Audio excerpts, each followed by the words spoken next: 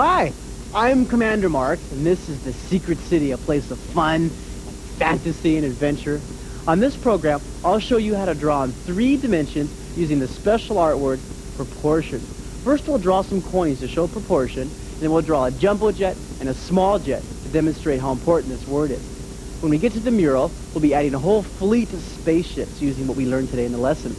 Architect Dick Schaefer is here today.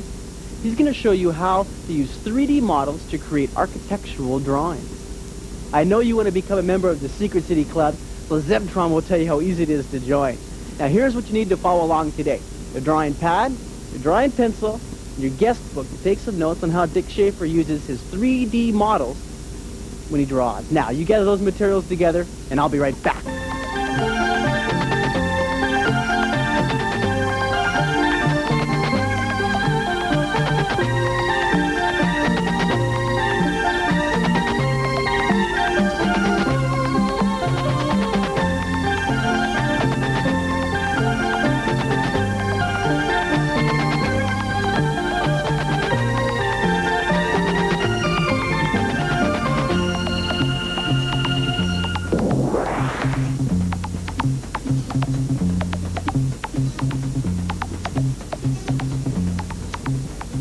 So you're all energized, right? You're hyped up and you're ready to fly across this piece of paper. I said fly because we're drawing airplanes today. And we're going to draw a 3-dimensional drawing. So loosen up, get your fingers all loosened up, and we'll learn that word proportion. First of all, take your pencil and draw a line in direction. Do you remember what direction this is? What direction is that? Direction 7.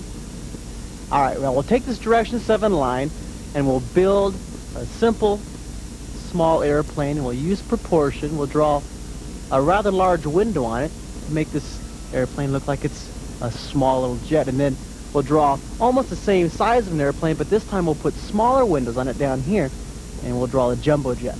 Now, depends on where you want your wing. I'm going to put my wing back in this area, so I'll darken in the back line in direction 7. Then draw a direction 1 line off the end, off the tail, extend it right through. Make sure it lines up. Make sure these wings lie down. Sometimes you make them droop too much, and try to avoid that. From this dot to this dot, connect it, a fancy wing that slants back like that, and you see the tail end of that triangle back there. Now draw the back stabilizer, the fin, direction 7. From this point to the body, you can curve it down, you can come straight down. I think I'll curve it just a bit. And then I'll put some stabilizers on that back wing. Direction 7, and then direction 1 line. Now just think of foreshortened and squares when you're drawing this one. You've drawn enough of those foreshortened and squares to know exactly what I'm talking about. And then a direction 7, or direction 1 line here, and then go in the direction 7, so you have that little peekaboo stabilizer. And now for the cockpit where the pilot sits, draw. There's a foreshortened circle there, huh? See, all these magic words come into play. Do you remember all 7 of them right now? Can you see all 7 of them? Surface, size, contour lines, shading, density, overlapping, and what's the last one? Foreshortening. And the word today is a really important art word, proportion. I'm going to darken this in right here. Fancy little point on a plane. And then I'll put some contour lines wrapping around the plane. You see how this window right here is smaller, and I'll draw another plane. Instead of just making this plane coming down the same direction, let's turn it. Start with a line, a guideline, going in this direction. What direction is that? Direction 1. Real loose, real sketchy. You can clean up your drawings later. And then really lightly draw in the body of your jumbo jet. Are you keeping up with me all right? You have your pencil sharp, right? Okay, let's finish this drawing up. Draw the body and then curve the back right here. Just almost like a bullet shape. And then we'll draw stabilizer back here. And look at it, runs right into the other plane. Curve the tail. Now you can put the wing coming off of this angle, or you can put it further into the back. I think I'll start the wing about right here. Darken this line in direction 1, direction 7. Match this direction 7 line up here. Goes right through, direction 7. And these are tricky drawings. These take some practice to make sure these wings lie down. The peekaboo wing back here, you barely see it. You line it up. See, if you took your pencil and you line this line up, it goes right across the airplane. Now, proportion here, the window's drawn large so the plane looks rather small. And look at this. I'll make these windows little tiny tourist windows. Hello, Zeptron. How are you? I love that. Where'd you get that? Where'd you get the hat? Do you like my hat, Commander? I especially like the propeller right here. You can spin it around. Because it reminds me of your drawing. You know what? I can draw little tiny windows in that hat and make use of proportion. I don't have my black pen. In fact, I can use one of these pens right here. I use red. Can I draw on your hat? No, Commander. Oh, come on. It belongs to my siblings, See, and if I he will become very upset. But you know, if I drew tiny hats, the hat, tiny little windows, the hat would look huge, and if I drew a big window, the hat would look small, using proportion. Well, do you not draw on the glass? Wow, okay. You don't want me to draw on your hat, huh? No, Can I draw on Commander. your vest? No, Commander, you are being Okay. silly today. I'll put my pen where it belongs, and I'll start drawing these windows here again. That's a neat hat. I want to wear it sometimes, okay? Ask your sibling if I can wear it sometimes. I will, Commander. See how tiny these little, we see the people in there waving, they're going to Hawaii and they're happy today. Hawaii? Would you like to go to Hawaii sometime? I imagine, though I do not know where Hawaii is. Well, you surf, don't you? Surf? I do not think so. I'll tell you what that is someday. Now I'll put a little pilot's window right here. And I'll put some contour lines wrapping around. You see, I'll put another contour line. See, these curved lines give your plane more shape. Add some shading. It's dark underneath here. Commander, I must fly away and learn more about architecture. I'll see you later, Zeptron. Nice and dark down here. Zeptron's in a good mood today. Lighter and lighter as we move up. Lighter and lighter. You can even take your finger and blend that up just a little bit. And I'll shade underneath this airplane too. Dark underneath here. Lighter and lighter. Nice and dark.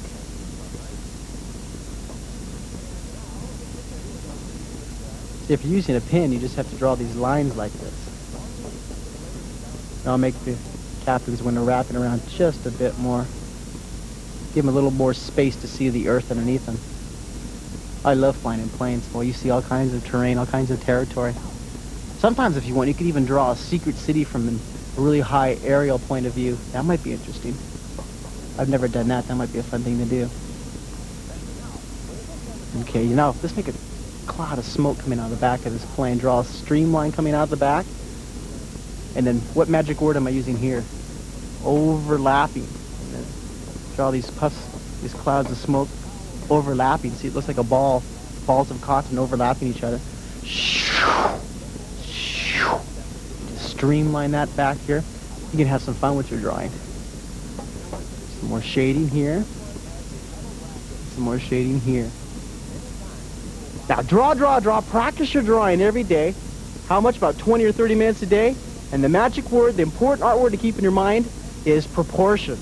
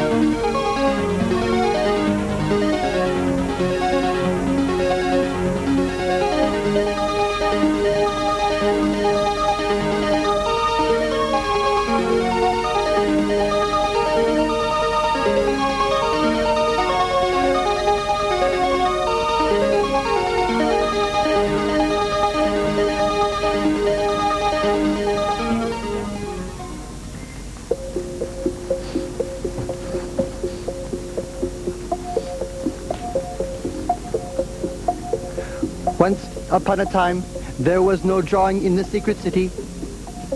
In fact, until Commander Mark began to draw, there was no secret city. You have many drawings in your imagination, but if you do not put them on paper, no one will see them. You should also become a member of the Secret City Drawing Club. It is easy to join.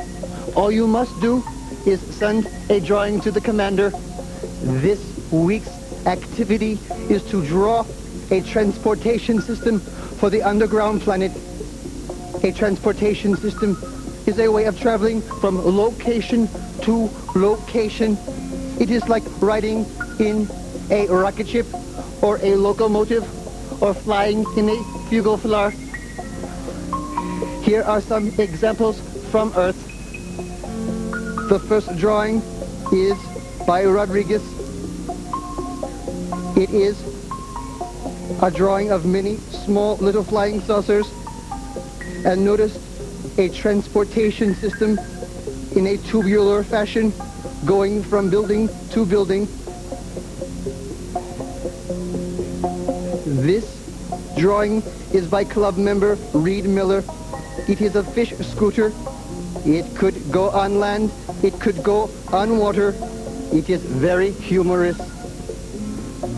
Send your drawing to Secret City Club, Post Office Box 444, Moraga, California 94556, United States of America, planet Earth, the universe.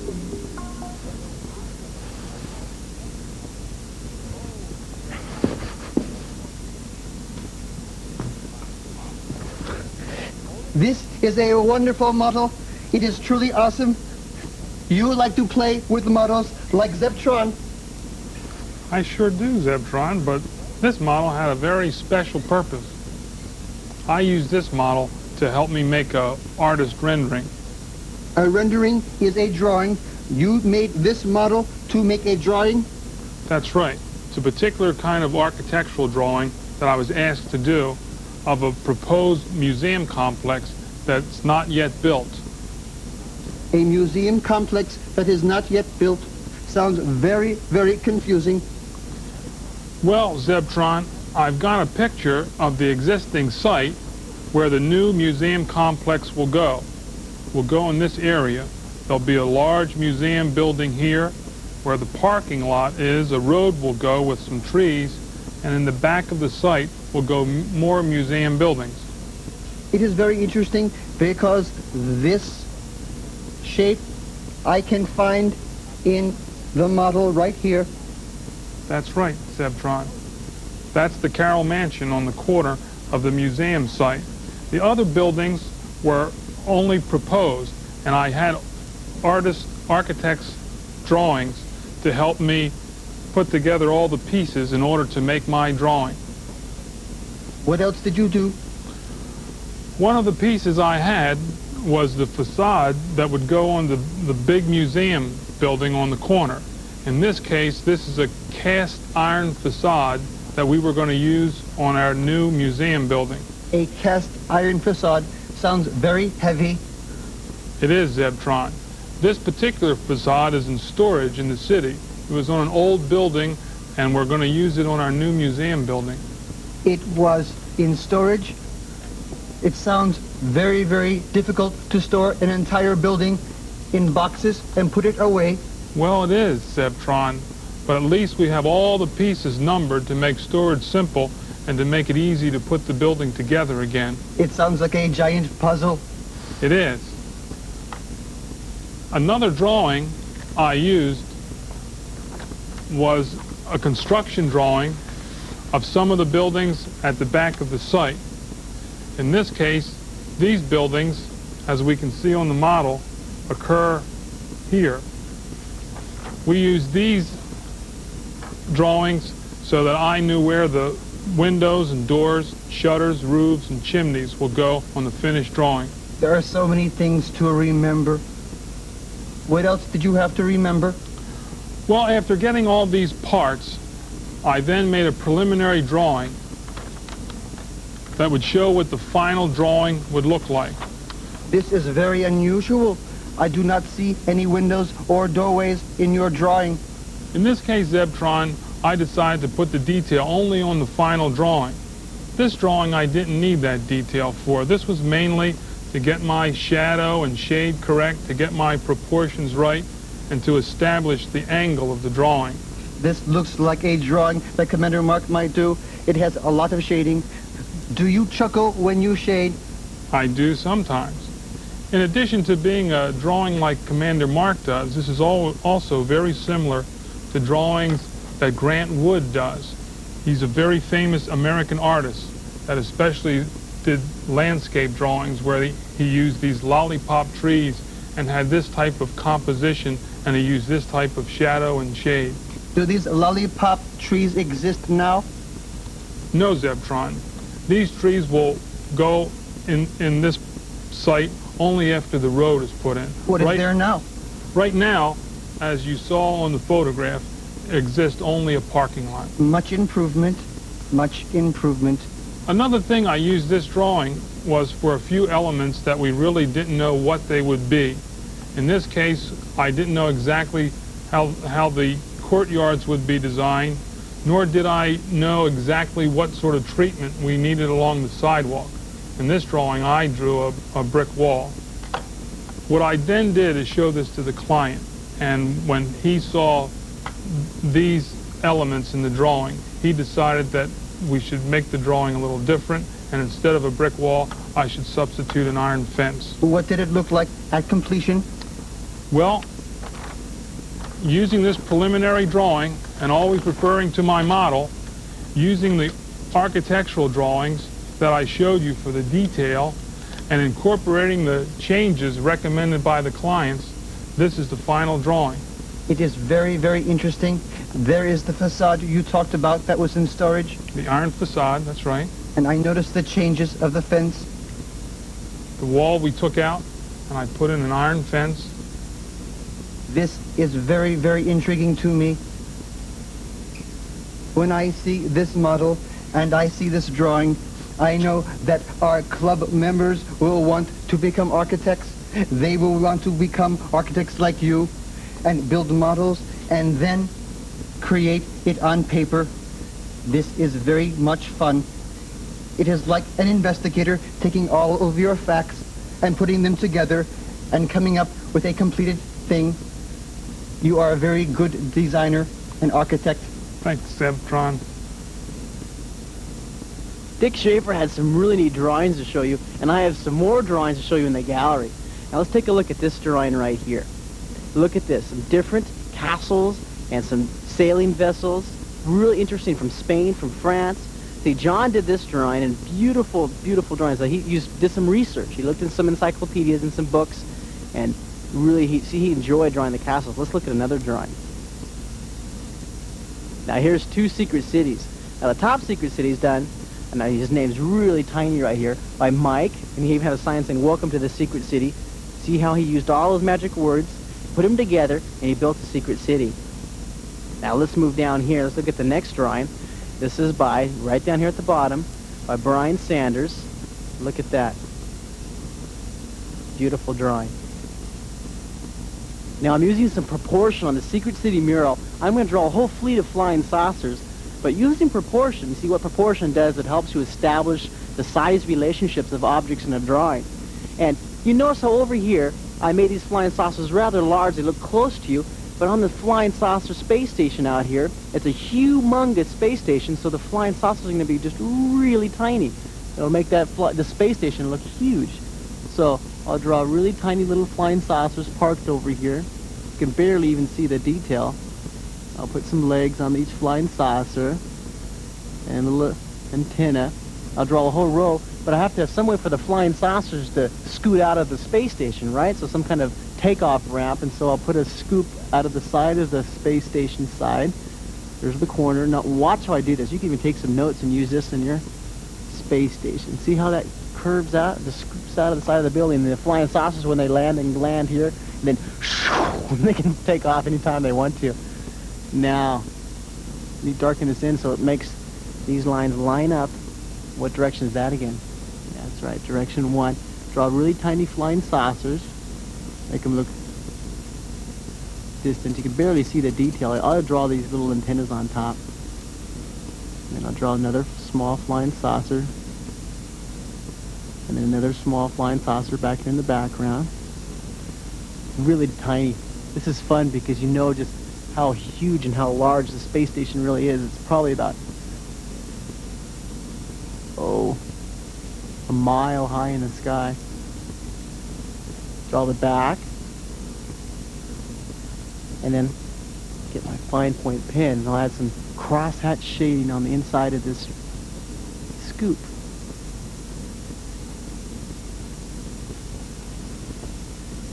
And I'll get my other fine point pen. Darken in the inside right here. Oh, wrong pen. You have to make sure you use the right pen when you add the detail. And I wanted to make another scoop on this side so that the flying saucers over here have a place to take off also. So I'll draw this line in direction 7 and add the scoop. And a little bit of shading on the inside down here.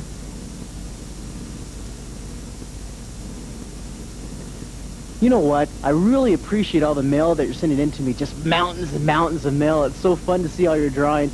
But remember, when you send me in some letters, some drawings, I look at all of them, but I can't respond to each of them. So keep sending your drawings in to me, but remember, I can't write out to all of them. I just don't have all that mountain of time that it would take to answer everybody. Now I'm going to draw some crosshatch shading right here. And then, what else should I add? How about another layer below here? Let me finish this layer I'm working on. Direction 1. Direction 7. And I'll add some cross-hatching.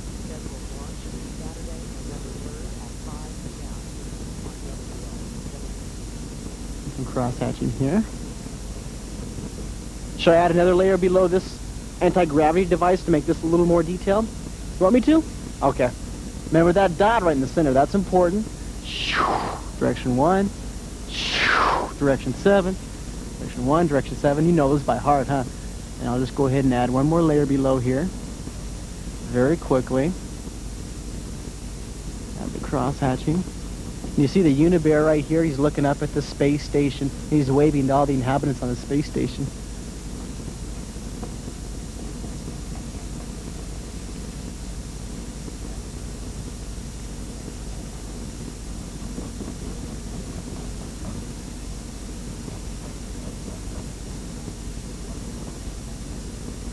Zebtron's still over working with Dick Schaefer. I wonder what they're doing right now.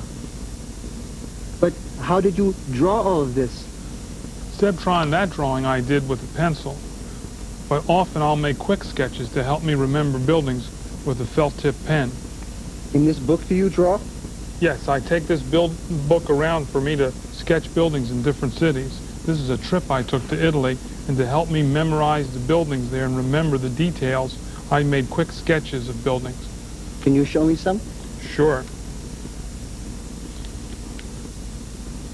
These are quick sketches I did in Italy. You can't erase when you use a felt tip pen. This is just to remember part of a statue and a lamp post. This is a palace. This is from far away. Often I'll draw an object from the left and sometimes the same one from the right. And if I have lots of time, I'll use color and put in even more detail.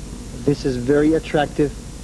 I like to do this. It helps me remember the building forever. When I make a drawing like this, it's like drawing it in your memory. I like that. Drawing in your memory. Now there's this really neat book that I looked at. You might want to take a look at it too. It's by David Macaulay, and he illustrated this fantastic book on castles. I heard that he did mountains and mountains of research for the book, and the book is really an excellent example of some good ideas on drawing castles and good drawing techniques.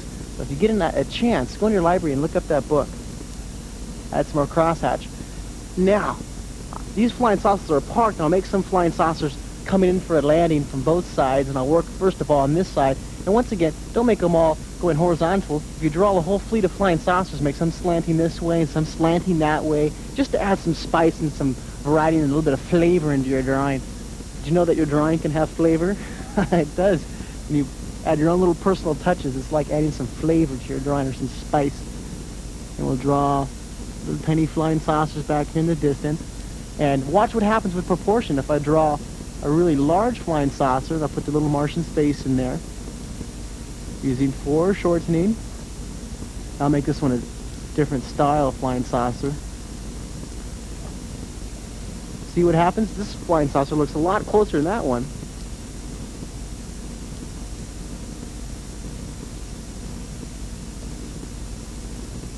It'll smile. And I'll draw the legs.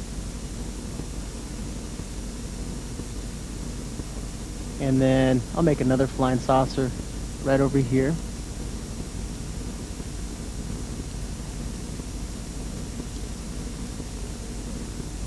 This is a good word. This is using size right here. These near ones drawn large and they get smaller as they go in the background.